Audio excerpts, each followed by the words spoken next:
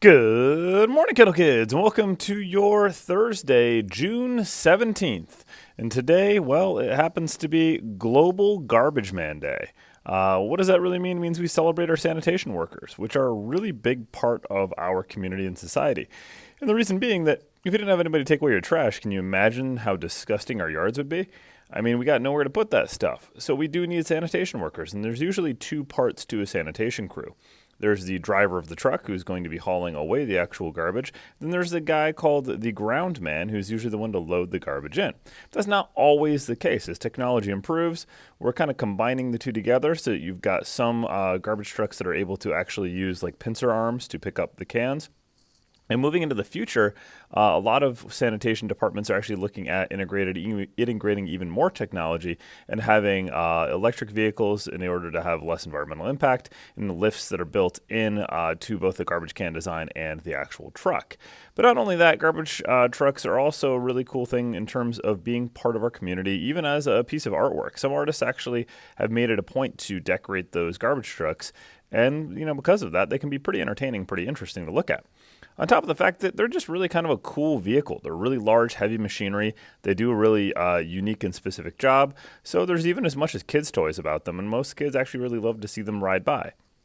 On top of the fact that you might wonder what goes on with that garbage once it actually reaches its destination. Well, I can tell you right now, if it's recyclable, it gets thrown into these giant tumblers where it's sorted by size, it gets run through things like giant magnets, and even sorted by people by hand. Anything that can't be recycled, though, goes into a landfill. And that is basically just this big hole in the ground where we bury the garbage. It's not necessarily the best solution, but it works well for us at the moment. And, it's basically the only thing we can do. This is actually Millseat, which is our local landfill, which is just south of Brockport, pictured right here. And one kind of interesting thing, though, is we don't necessarily need to let these landfills sit and do nothing for us. In fact, they put off a lot of gas. We know that because landfills, well, they stink. But you know what? We can actually use that stink. That stink actually is methane gas, which is flammable. So if we're smart about it, we can actually harness it and put it into creating both biofuel, which can actually run our vehicles, on top of the fact that we can burn it and, create steam and therefore power, meaning electricity. So you get little power turbines, right, basically building off of, and I know you're going to giggle at this, but basically they're power turbines powered off of farts, or at least the same kind of gas that farts are. And that becomes a really kind of interesting way to create a renewable source of energy. On top of the fact that, what doesn't care about the smell? Is solar panels. Solar panels just don't care. And landfills can't really grow trees on top of them, so we should probably put solar panels there where we can. So some really interesting ideas in order to make landfills less of a problem and a little bit more part of the solution. So the next time you see your sanitation worker, make sure you say hi, say thank you, because they do a job for the community that is just essential for us to live.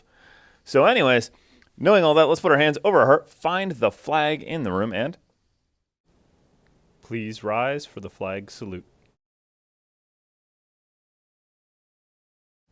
I pledge allegiance to the flag of the United States of America and to the republic for which it stands, one nation, under God, indivisible, with liberty and justice for all.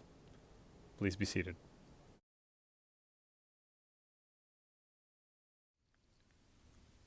All right there, Candle Kids. Let's talk a little about food for the day. Well, guess what we got? We have a ham sandwich here for lunch, along with a chicken patty with bun, vegetarian beans, broccoli, pineapple, and milk. Well, you might be wondering what's going on with that weather today, and you'd be happy to find out that it's going to be gorgeous. We talked about that yesterday, but it stayed much the same. High of about 77 degrees today, so very, very comfortable, very nice. Only a 1% chance of rain.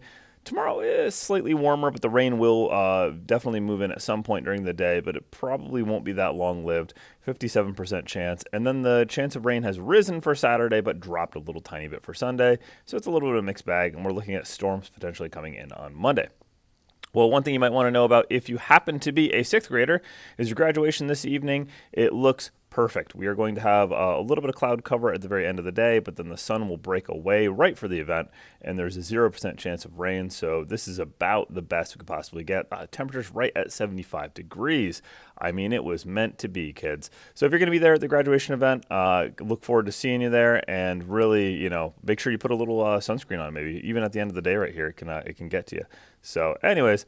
Let's finish out our announcements with that Kendall mission statement. The mission of the Kendall Central School District is to provide the knowledge, skills, values, and attitudes needed by students to live responsibly and to compete successfully in today's and tomorrow's world. Well, I hope you guys have a terrific Thursday, and if I don't get a chance to see you, remember to stay colorful, Kendall.